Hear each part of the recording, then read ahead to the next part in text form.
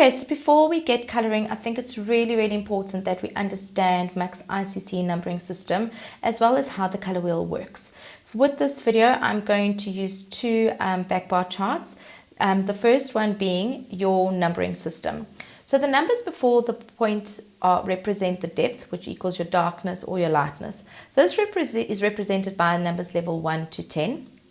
In the chart below, you'll see that this just gives you what your natural color level is, the description of your natural color level, the underlying pigment, and your counteracting reflect.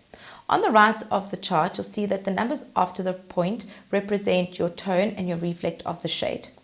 So if you look at your 0.0, we know that that is a cool natural. Your double 0.0 are your warm naturals. Your 0.1s are your ashes. Your 0.2 is your iridescent violet. Your 0.3 is your gold. 0.4 is your copper. 0.5 is your mahogany. 0.6 is your red.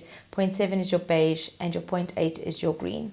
So in Muk, we have your 5.8, which has a green reflect. What's really great with your 5.8 is if you've got those clients that no matter what tone you use, they still see warmth. This is a great color to add into any of your mix to actually eliminate that. So our next chart that we're going to look at is our color wheel. So a major strength and signature of the Muk Hybrid Colour is its cool counteracting ability.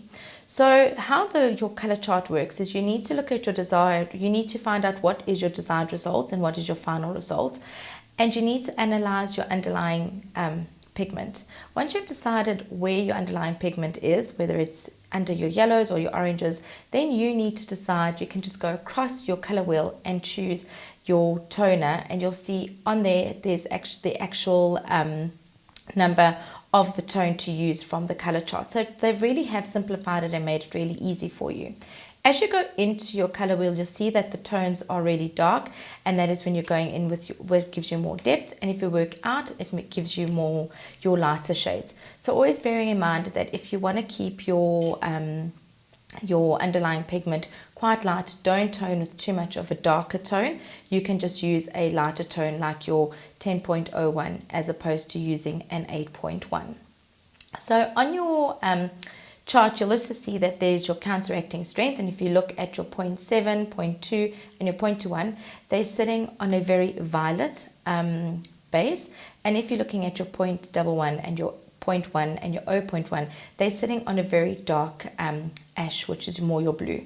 So I think, to achieve a natural result, choosing a toner built on a violet tone, blonde, you would always then, which is like your yellow or your pale yellow, you'd always want to use your violet. That is really ideal. And when you've got something that is sitting on a much warmer base with more orange, you'd want to work with your 0.1 series. If you have any questions on the two charts that I've just discussed, please feel free to mail me, or I could even set up a Zoom call with you and we could go through any questions that you have still on both the numbering system and the color wheel.